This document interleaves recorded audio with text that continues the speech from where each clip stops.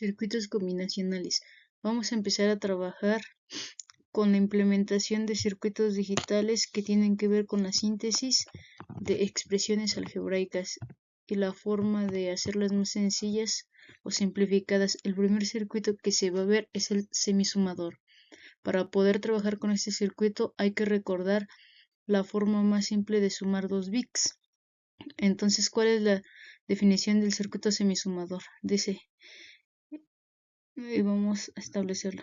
Este semisumador admite 2 dígitos binarios en sus entradas, y esto lo vemos porque aquí sumamos un dígito binario y acá otro dígito binario.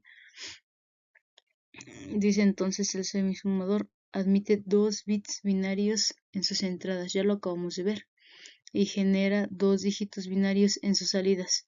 Uno pudiera pensar que, bueno, si regresamos al resultado, obviamente veremos que los dos últimos dígitos los aparecen en el último caso. Y no es cierto, porque acá se tuvieron que poner de forma explícita, porque yo requiero el otro dígito binario para poder expresar el 2, pero pues acá no, porque pues no quiere decir que no esté, pero pues este es 2 dígitos binarios que generan y quedan a la izquierda en cada de los 3 primeros casos, y en esos 3 primeros casos, como el 0 está a la izquierda, pues realmente no tiene una incidencia en el resultado.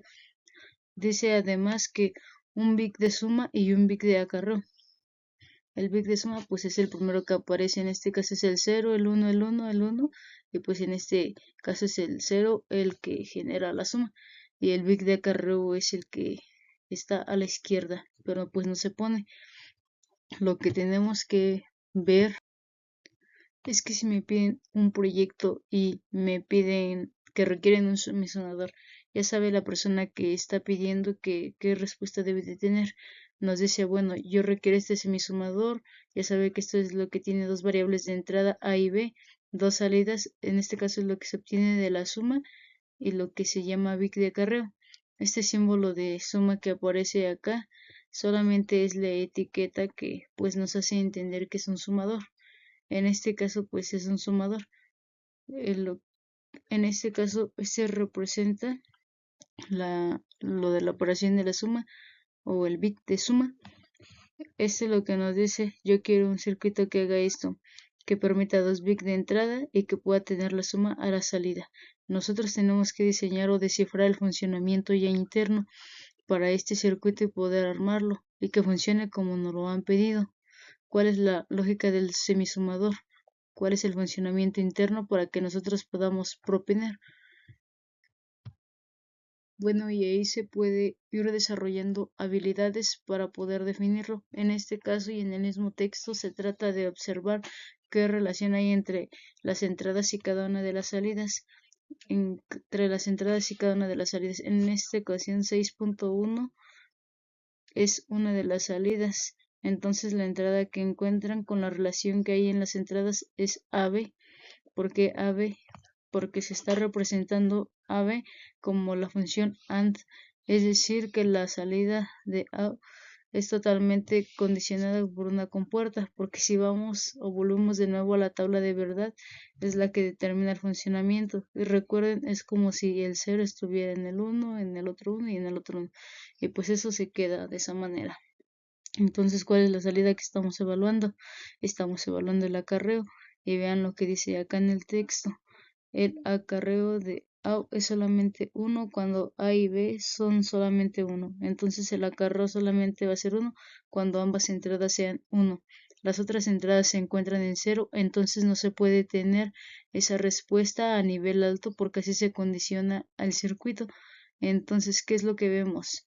Ese comportamiento como el de la compuerta AND. Por esa razón a la salida se le asocia una función AND.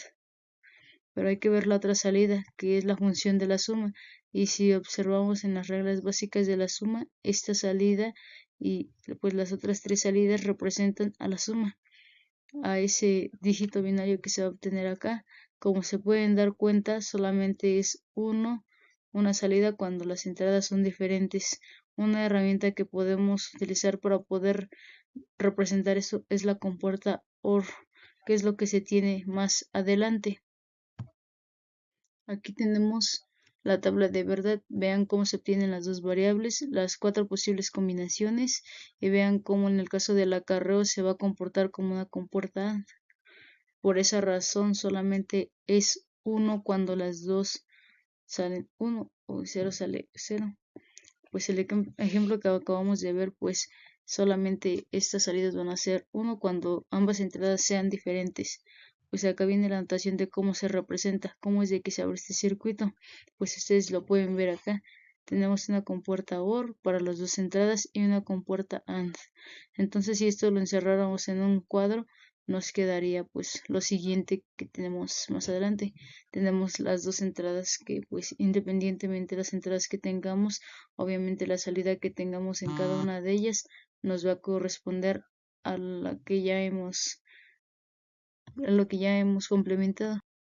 Y pues obviamente las entradas que tengamos, pues en cada una de ellas pues son dos salidas, va a corresponder a la función que hemos implementado. Pues en este caso la función que ahora sí es AND. Pues esto sería todo.